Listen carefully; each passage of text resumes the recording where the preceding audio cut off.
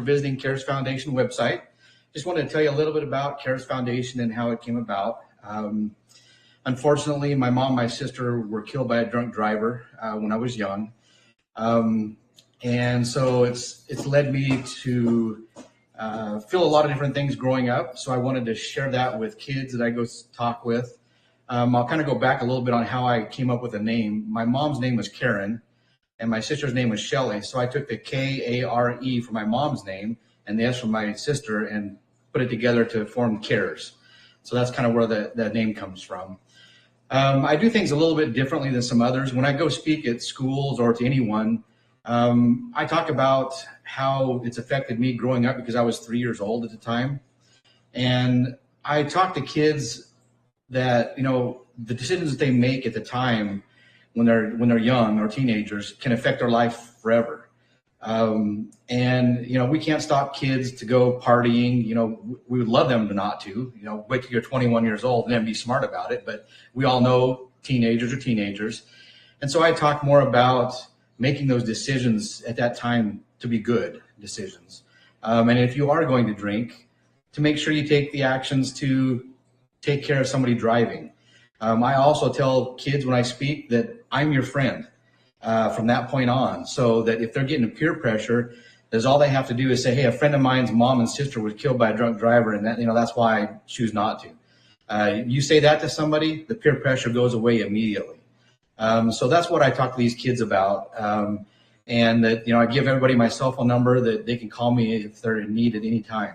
I'd rather them call me and have me help them get help than have a police officer come to their parents' door and knock on the door and saying, hey, your child was killed tonight or they killed somebody. So I kind of take a little bit different approach to it. So I just want to thank everyone for coming online and taking a look. We are a 501c3, fully tax deductible if you want to make a donation to us. Again, thank you for coming online, and I look forward to coming to your city, your school, or wherever you're located to speak to your community. Thank you so much. First off, welcome to Together We Serve TV show. I'm your host, Steve Ramona. I want to share that video. When I met my guest a few months ago, I was really taken back. Some stories make you laugh. Some stories make you cry. Some stories get to the deep, deep pit of your stomach and change your life. And when I met the guest 6 months ago, Todd, it changed my life because we're all being affected with children and drugs and alcohol and death. It is part of our world right now. There's the shootings as well, but our children are surrounded with so much.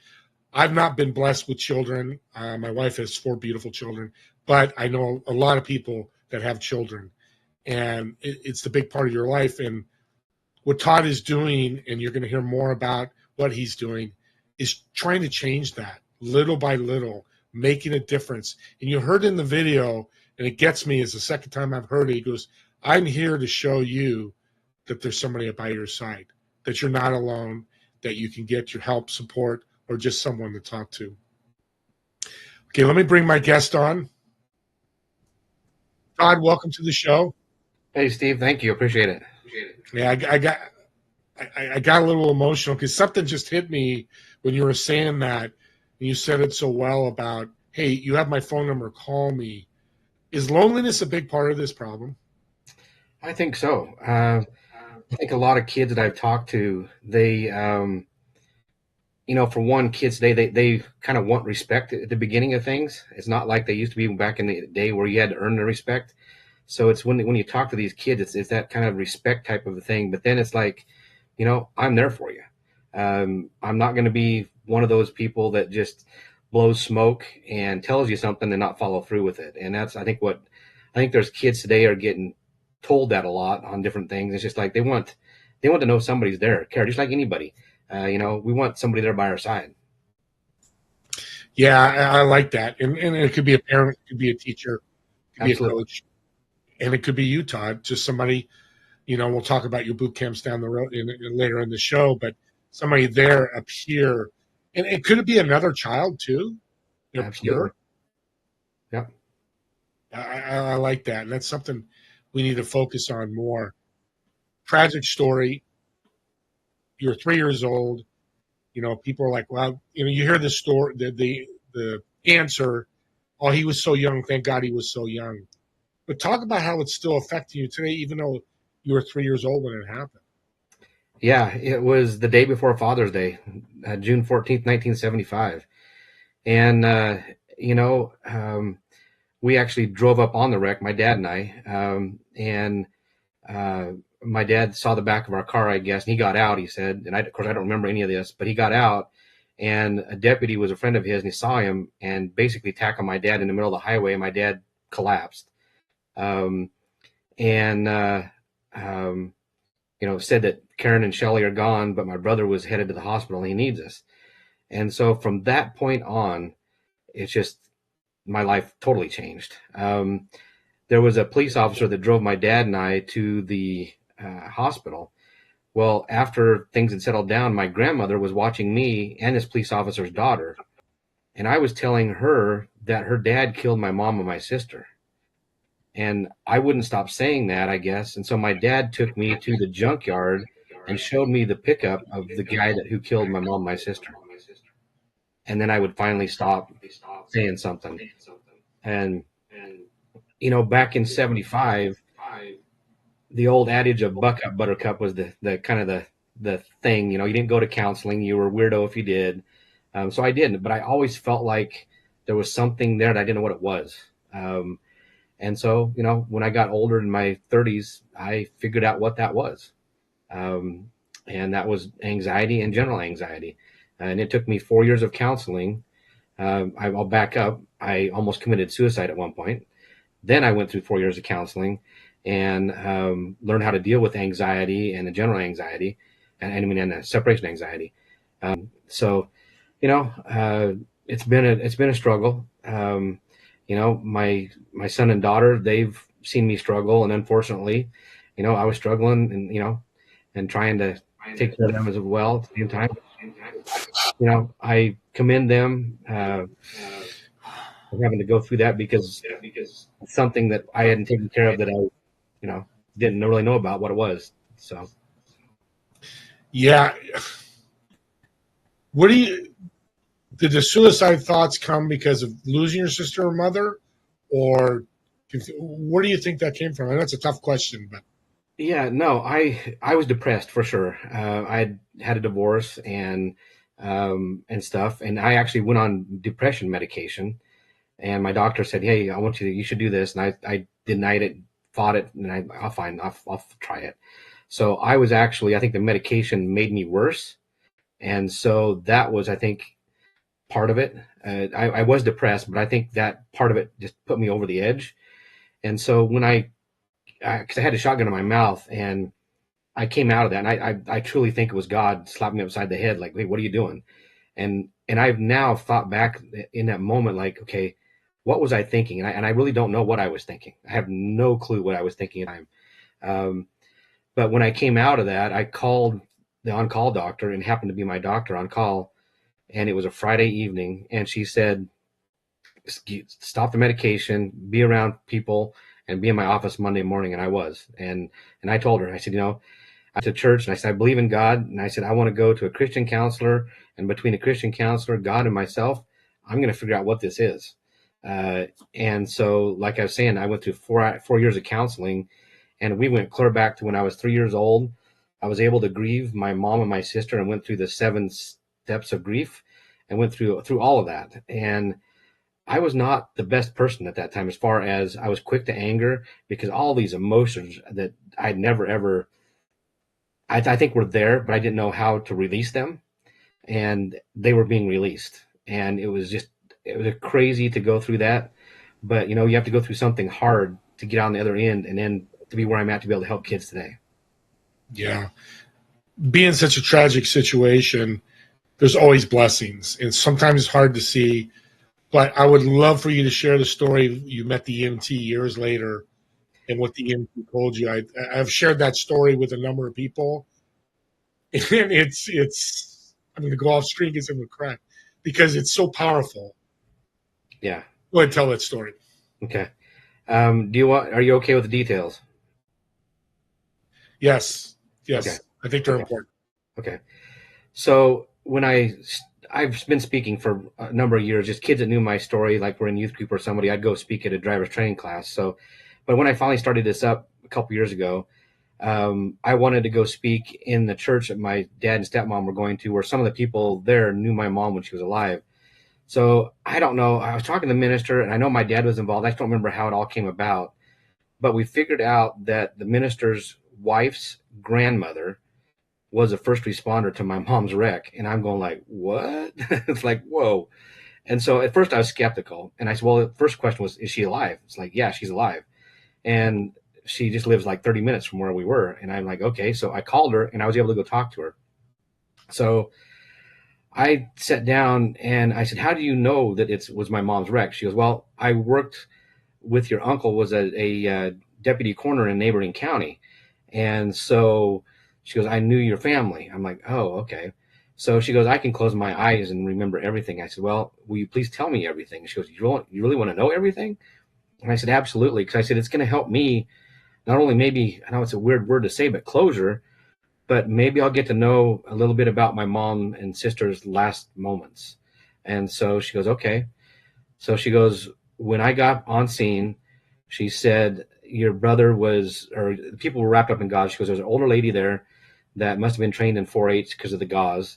And my brother's arm was wrapped up in gauze. And she goes, it was obviously broke. He was bleeding from the head and he was wrapped in gauze. She goes, a drunk driver was cut from the shoulder all the way down and he was wrapped up in gauze.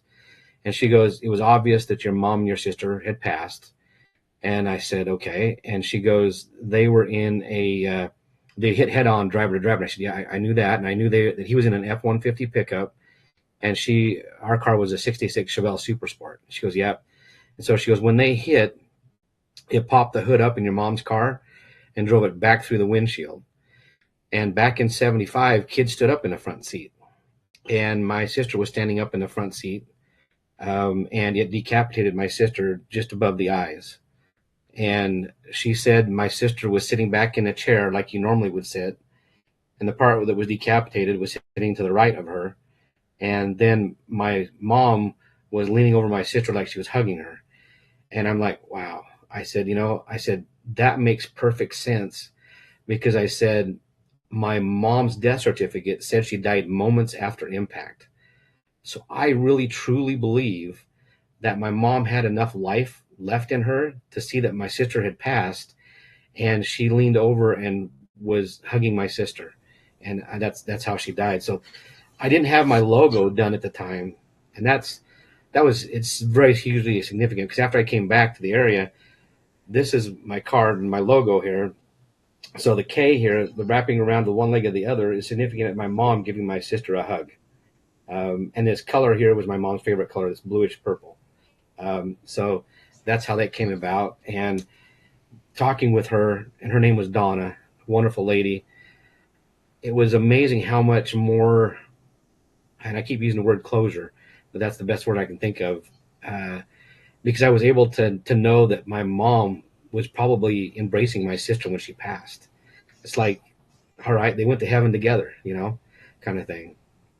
Yeah. Yeah. And that's exactly when I share that story or shared it.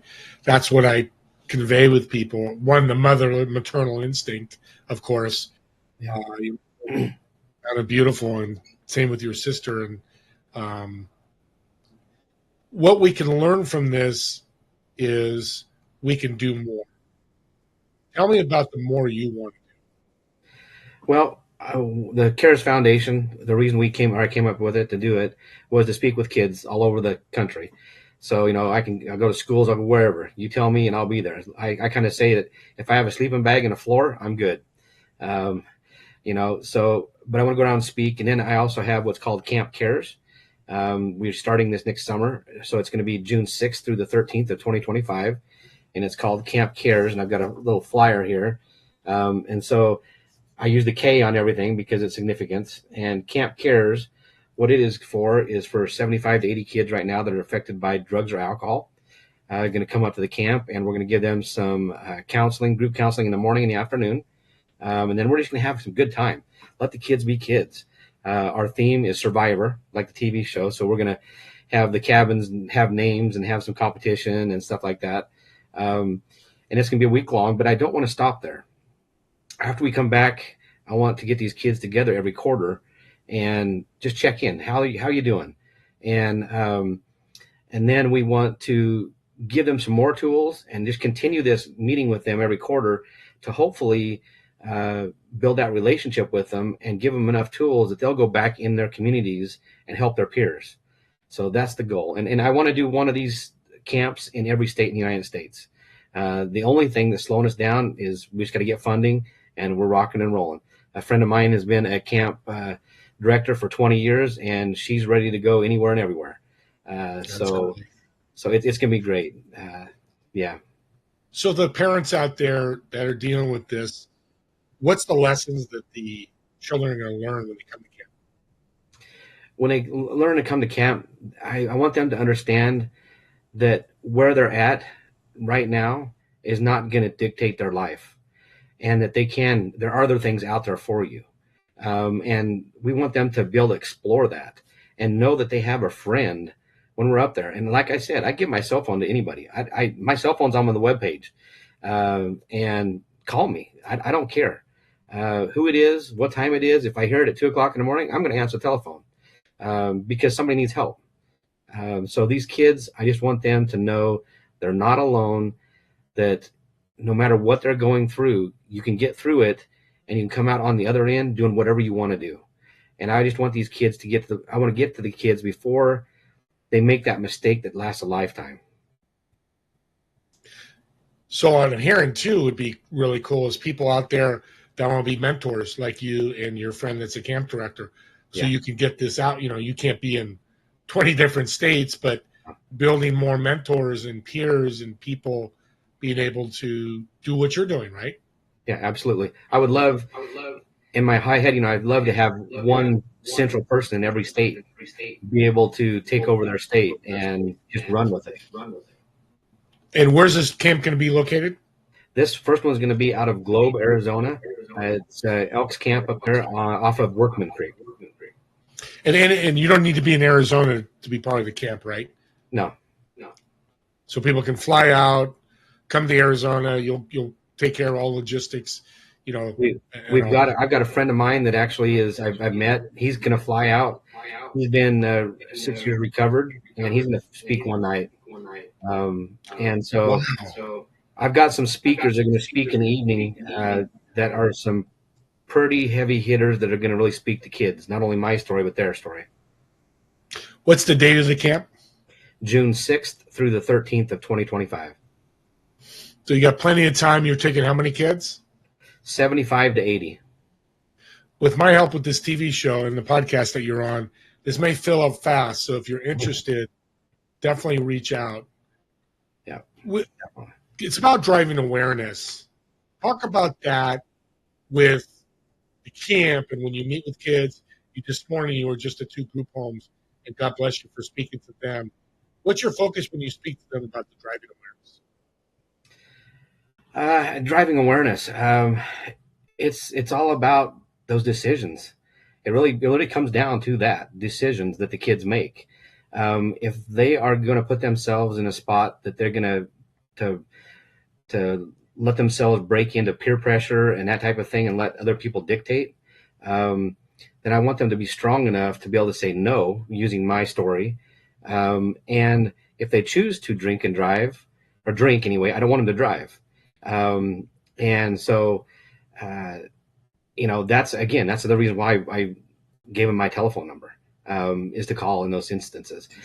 And I know you don't know this, Steve, because I think I started this after, but I've got what's called a nickel pledge started. So the nickel pledge, it represents the 5 people that were in my family, my mom, dad, my brother, and my sister and I. And then what this nickel pledge is, it says it will be, I will not drive drunk, distracted, or high, nor will I allow anyone around me to. I will call my parents or 911 if someone's in trouble, and I will wear this proudly in remembrance of those that have passed. So that's kind of the realm of it. And I'm working on getting these actually into wood, and so it would be a wood nickel. And I've got kids wearing them already.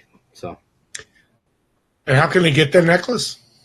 They can message me, give me a call, email me off the website, and we ask if they could, pay $2 or $3 just for some of the cost of it. As soon as I get more funding and stuff, I'm not going to charge it all for them. But right now, I just can't do them out of my own pocket. Well, I don't usually do this on a TV show, but I want you to reach out. I want to buy a bunch of necklaces for kids. So we'll Okay. talk off the show. And audience listening, again, I don't do this show much, but this is way bigger than anything else.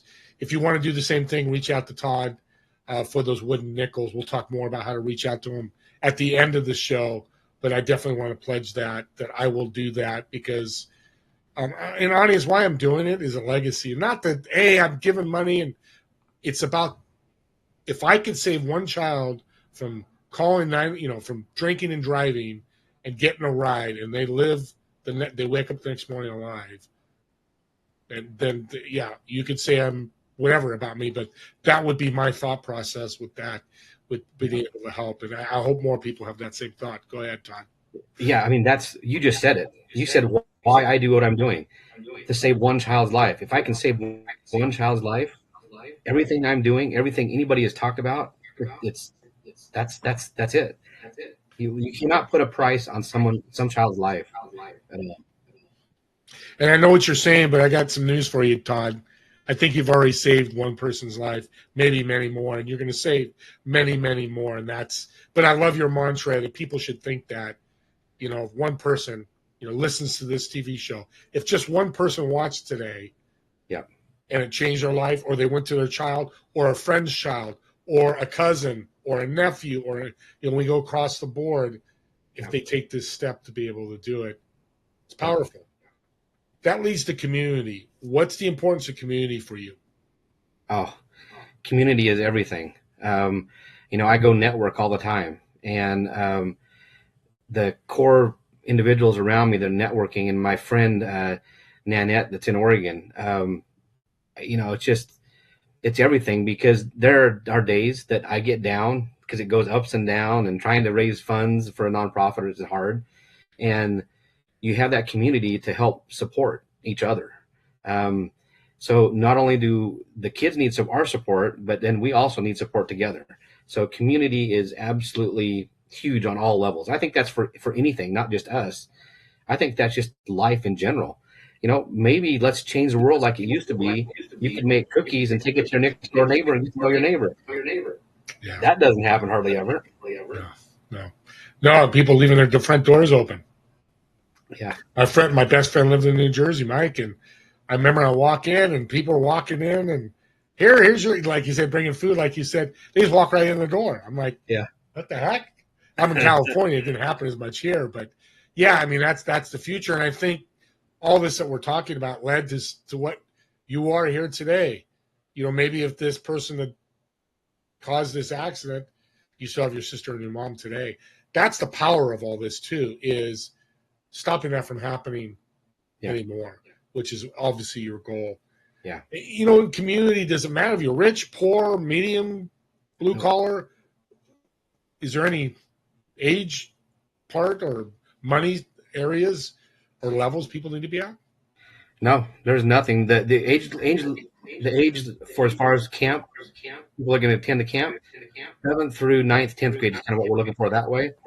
But as far as anything other than that, it does not. I don't care if they're 100 years old or if they're whatever. They can come and enjoy what we're trying to do.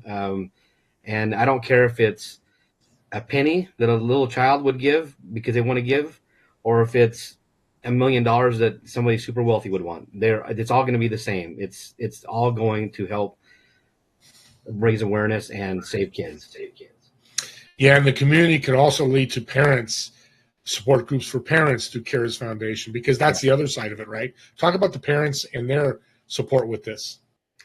Yeah, you want to get kids or the parents on board. And it's the open communication between the kids and the parents, I think, is the key, because there's some parents out there that kids are afraid to call their parents. That's one of the main reasons I give my number out there as well, is because I don't want these kids to feel alone. So if you can bridge that communication between the parents and the kids, that's just going to be better for the child, because the kids are going to make mistakes. We all make mistakes. And like I tell the kids, it's okay to make mistakes. That's how we learn, but we don't want to make those mistakes that last that lifetime.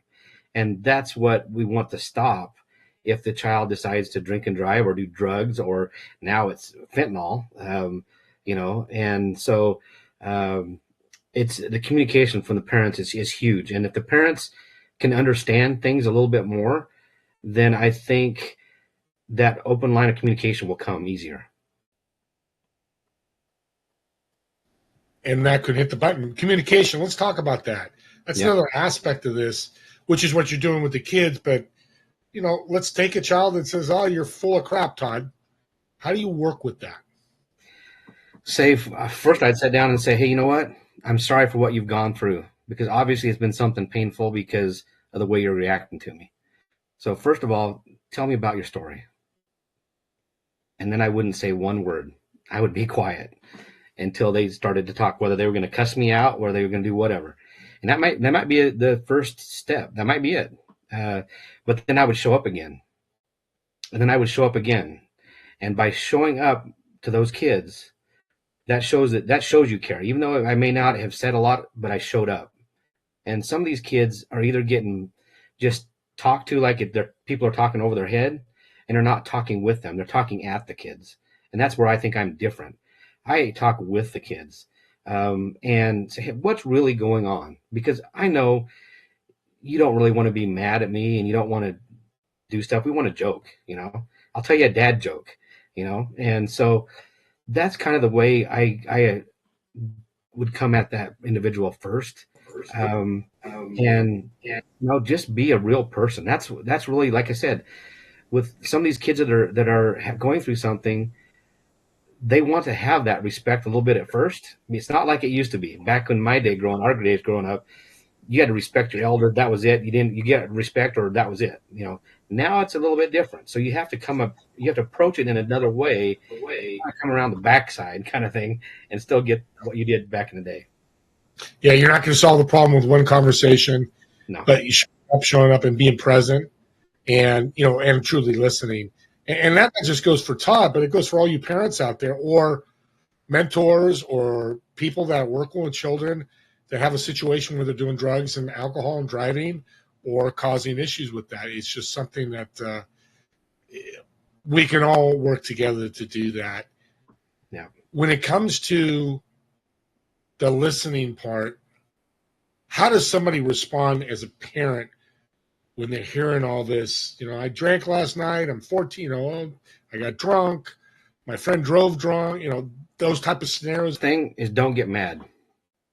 As soon as you get mad, your child's going to be totally turned off. It's going to be lights out. They're not going to listen to you. Sit down and just ask them, what led you to drink? And, my cell phone's there. If you see it, call me. I'll help.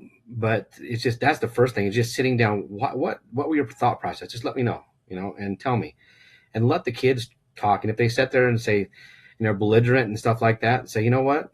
Well, I'm going to have to go to the next step then. And maybe you're going to be grounded, that type of thing. Of course, that'd probably come anyway, but, you kind of have to go with that level of where the child is taking it. And I know it's kind of weird, the parent not dictating everything that's going on, but a lot of times I think when we dictate as parents, the kids don't listen. They shut down too much, too fast. And so by opening up and actually talking to them, I think you can get more out of it and not being upset. And it's also going to build a relationship for next time if something happens, they'll call you. Yeah. That's another key word, building relationships. That's really important. We'll dive into that right now. I want to give Todd a break. He's been talking a lot. Get him some water. Take about a 5 to 6 minute break, and we'll come back with the incredible Todd Lingle and the Kare Foundation. Thank you.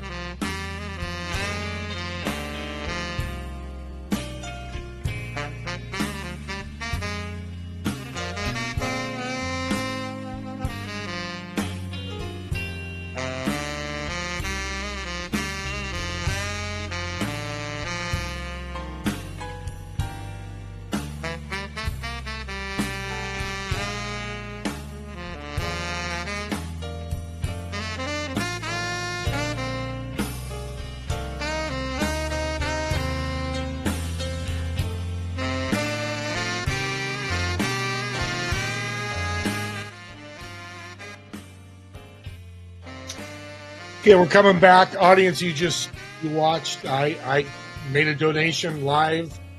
Didn't know if it showed my credit card. I don't think it did. Todd will tell me. I don't think it did, but I just want to put my money where my mouth is. That the $25 is going to buy some nickel necklaces, things, and I want you to do it because I want, if you're listening to this and watching the recording, that's what help Todd's cause. Be a servant. Serve. And you can get a list of 25, you can give more. There's ways to change it. And if you can't give money, give your time. Reach out to Todd. You saw the phone number on the website I just shared with you. Give him a call. Give him a text, whatever you want. And I'm really talking about this a lot because I got really emotional in the first segment because I lost my dad in 2017, but not in an accident. And if you looked at the website, he's got a picture of his mom and his sister. And it took all of me not to lose it right there because it's real now. And I know what he's doing is to show that this is real. It's just not Todd. There's a lot of people out there in Todd's situation. And we don't want that anymore. So let's bring Todd back. Todd, welcome back to the show. Thanks, Steve. I've never done that before, going live doing something, but I hope people listen to this show and jump on. I'm not saying you have to out there, audience. I'm not saying that at all. But what I'm saying is if this resonates with you like it did with me, I've done a lot of things for Todd besides just that donor. I think it's my second donor. It doesn't matter. Yeah. But again, we can support and serve, whether it's Todd Foundation or others, in many different ways. But I want to dive into the building the relationship because that's probably the biggest game changer between you and the kids. Absolutely. Yeah, building that relationship that's the foundation, I think, for everything. Because once you build that relationship, then the kids are going to be more receptive to listen to what you're saying. And it's also going to be receptive to take in those things that we're trying to give them as far as tools to go out and help their peers. And also, as we talk to kids, they're going to be that the relationship building is going to help with the parents as well, or the guardian, or if they're in a group home, the workers there. I just all around gonna make, and I'm hoping as building relationships, it will help a child that's angry and all that it'll open them up to be able to get other help, whether that's to go to counseling, whatever. It's I'm willing to do whatever. I don't have a counseling degree or anything like that. I have taken some classes, but I want to get them to the help, and I have resources to get them the help. So that's key. I think that's key. The building relationships is the baseline of everything. And if I can just get in front of the kids, I think I can have an impact. And the other thing is the parents too, building that relationship with the parents. Yep, definitely. And I will go, not only will I go to schools, if there's a parent that has teenagers and they want to invite their friends, kids' friends over, I'll go sit in a home and talk to families in a smaller setting, because I used to be a correction officer as well years ago. I don't know if you want me to go into this or not, but sure. I have the drunk goggles that people can try on. It acts like you're intoxicated at certain levels. And I'll put out the yellow line so they can try to walk the line, and kids like that, get a kick out of it. And then also, I used to be a correctional officer years ago, and I bought a pair of belly chains and leg irons, real ones. And so the kids can try those on, and, I can talk to them and say, you don't want these on, these are the real thing. And so yeah, and the guy I bought them from is kind of cool. Get here. he engraved the Cares Foundation on him. Oh, very cool. So Very cool. so that's another thing I'll do with the kids. And then in a smaller setting, I'll also bring out my mom's purse. She had with her. My dad kept that. In 2012, he brought it out, and 2012 was the first time I got to see my mom's handwriting. And so literally, um, sorry, It's okay. still get Good time. I get the chills when I talk. I grab my mom's purse. And that was just 2 months ago. The first time I could take everything out of the bag. I completely emptied the bag and looked at absolutely everything. And you got the '70s purse. Oh, look at that. Yeah. The pin is still Um, in it. the pin's still in it, yeah. And my mom has some. I don't know if I can find them real quick or not. But my mom has. Let's see if I can find them here. Oh, here you go. Tic Tacs from 1975. And they're still good today. That tells you how bad they are. Never been opened up. So that was huge for me to be able to see that for the first time. Yeah, and it's good to laugh about it. It's because you got to have laughter. You got to have the joy. I know you said that you want the kids to have fun and laugh because that's the important thing. Yeah. We know this is serious. Now, I found something about you that maybe you don't, maybe you know, but there's some common tactics that criminals use that you educate the public about. What are those tactics? Oh, just a couple of them that I talk to kids. One of the things I talk about when I'm with kids, because there's a couple things that can dismantle them, I guess, is social media and not knowing who they're talking to on the other end of their cell phones. And so and I'll tell you just a little quick story. My buddy, a friend of mine, they had wanted to get some help with their kids because he's gone a lot. And so they got a referral to a gal, and unbeknownst to them, she was being groomed by an online predator. And she ended up taking pictures of their kids and sending them to this guy. And so thankfully, my buddy was aware of it, got aware of it, and then got the police involved. And they tracked his IP address down, and he was actually in the military. But they caught him, and he's doing 30 years in prison. And the gal, actually, unfortunately, her family fled to Mexico, and they're at this point, right, still in Mexico. But you just never know. And, one of the other tactics that I talk about is zip ties. Criminals will go in and they'll look at, for example, was it a Walmart that I knew of for sure that it happened, just one place, that they put a zip tie on a young lady's door, I think she had one or two young kids, and a guy was following her around in Walmart and followed her outside, and that was the zip tie was the key to the two guys that were out in the parking lot in a van to try to get the kids or get her as well. And so she had noticed the guy following, so she alerted the people at Walmart, and thankfully she didn't go back outside, or she went back actually inside when she saw that. And so they're targeting it. That's one thing. The other thing that a lot of people know about now because of the fentanyl is guys will put drugs on money and leave a $20 bill on the ground or a $100 bill or whatever, and people will grab it, will be absorbed through the skin, and then it either can be killed by it or they get subdued and the person can grab them and take off that way. So that's a couple of things that's happening. So I tell people, even just talking to the kids, that, just be aware of these things. But anybody out there, just adults, children, kids driving, whatever, run yourself through the scenarios. Because if you get there, you're going to have that either freeze, flight, one of those, and you want to be able to have the best opportunity. Not that it's going to happen to anybody, but being prepared is the best way. Yeah, I like that. Practice, sports teams practice. Why do they practice? So they're good at game time. Yeah. And I want to use game time as that, but that scenario, it is. Those 4 or 5 times you do what you said. Now, you mentioned human trafficking, and I forgot to mention that. That's the other part of this. It's just not, impaired driving, drugs, or alcohol. it's human trafficking. Talk about that and your passion for that to help them.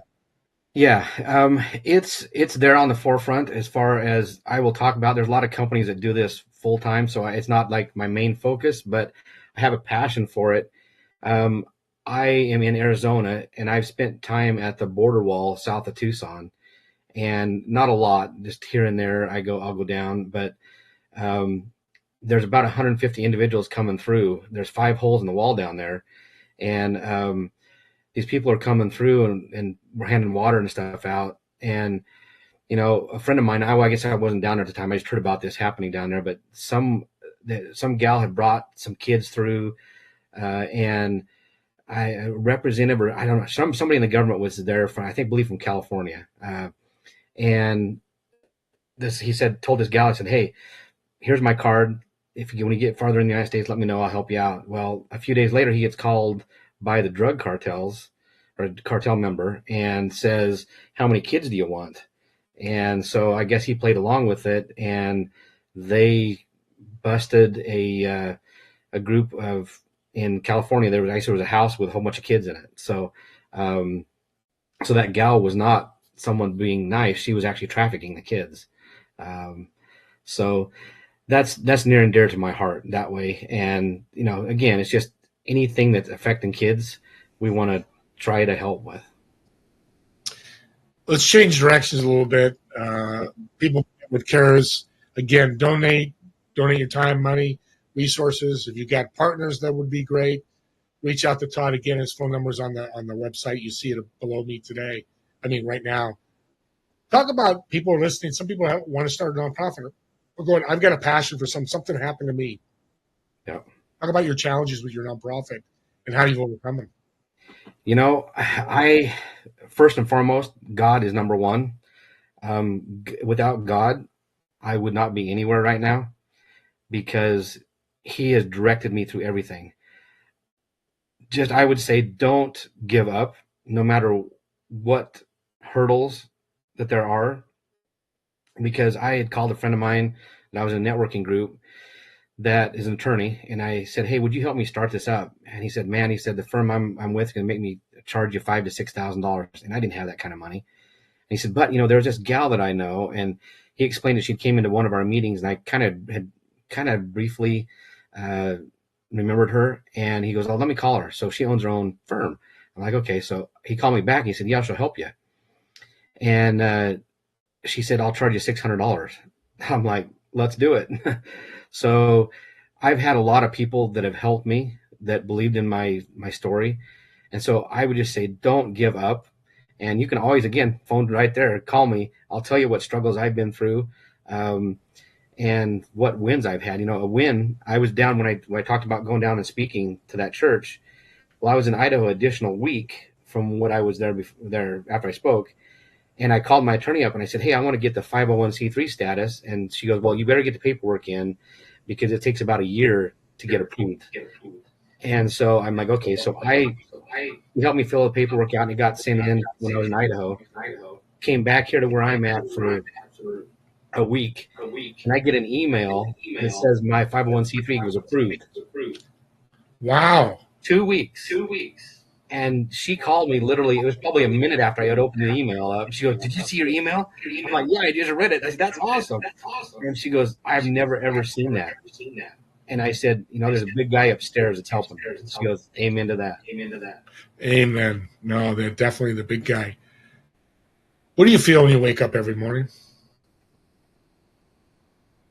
I'm happy to be awake, be alive. I get to go, and there's some days that are harder than others because I'm frustrated with not maybe funding or something like that. But it's like I get to get up and I get to go see where I can get to the next kids to be able to talk to the next kid.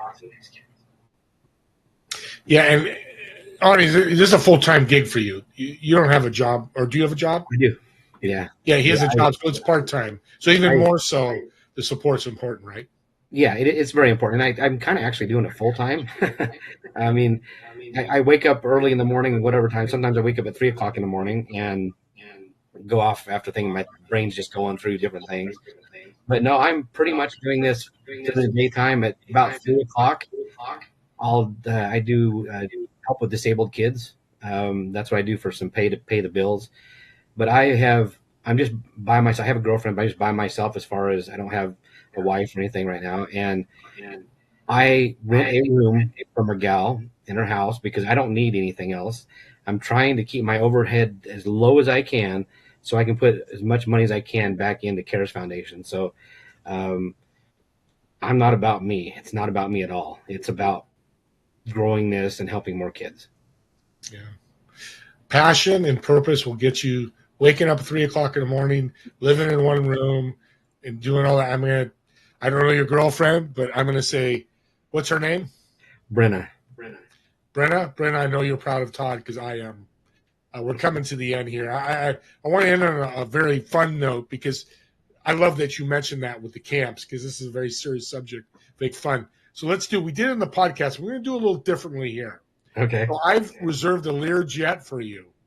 What? And you got a Learjet. Well, we're faking it right now. Okay. Next year, we're going to be talking. So audience, there's a secret coming next year. You'll learn next year, but we'll be talking about that. So I've reserved, pretend, a seat of 4, Learjet. So, of course, you're in one of the seats. Who are the 3 other people in the seats, and where are you flying to? Oh, man. Do they have to be alive or they can be whatever? They can be whatever. Oh, whatever? I mean, my mom and sister are going to be 2 of them. We'll give them 1 seat. We'll make it 5 because they're really – Okay, 3 more. Well, you know what? I would love to have Jesus sitting right beside me, and, man, that would be sweet. So I would say 3. I'm trying to think 2 more. I think, boy, those are hard. But I want my girlfriend there because she's supported me in less, and she's just behind me when I get down. She's there to support me.